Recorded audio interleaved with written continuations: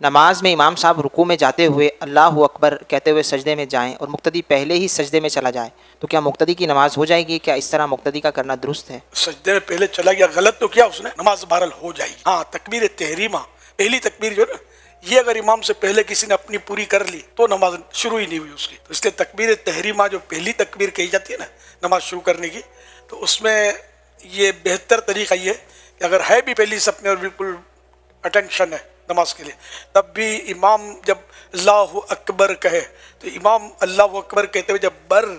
پر پہنچے تو اس وقت مقتدی کو چاہیے کہ وہ اپنی اللہ اکبر شروع کرے، تو بر میں چونکہ با پر مد تو ہے نہیں تو بر فوراً ادا ہو جاتا ہے، تو یوں اگر کہے گا نا مقتدی اللہ اکبر اپنی امام کے بر پر، تو یہ مت امام سے آگے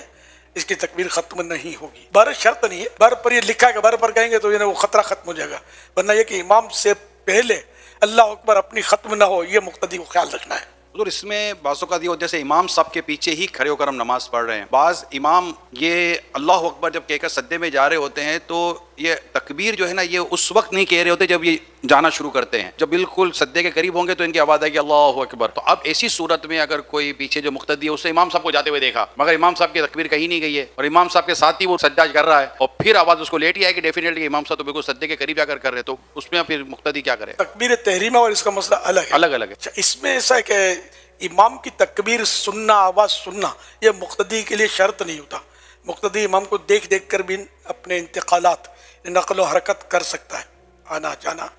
لیکن یہاں ایک مسئلہ یہ کہ امام صاحبان معلومات کی بعضوں کو کمی ہوتی ہے تو وہ واقعی ایسا کر رہے ہوتے ہیں کہ وہ پورا یا تو رکوع کے بعد پورا کھڑے ہو جائیں گے پھر سمع اللہ لمن حمدہ کہیں گے، یہ غلط طریقہ ہے، سنت نہیں ہے ایسا کرنا۔ سنت یہی ہے کہ جیسے سمع اللہ لمن حمدہ کہنا ہے تو رکوع میں جب سر اٹھانے کی کیفیت جیسے ہی بنے اس کی تو سین شروع ہو سمع اللہ لمن حمدہ، سین اور اس کے اٹھنے کی کیفیت دونوں اکٹھی شروع ہو اور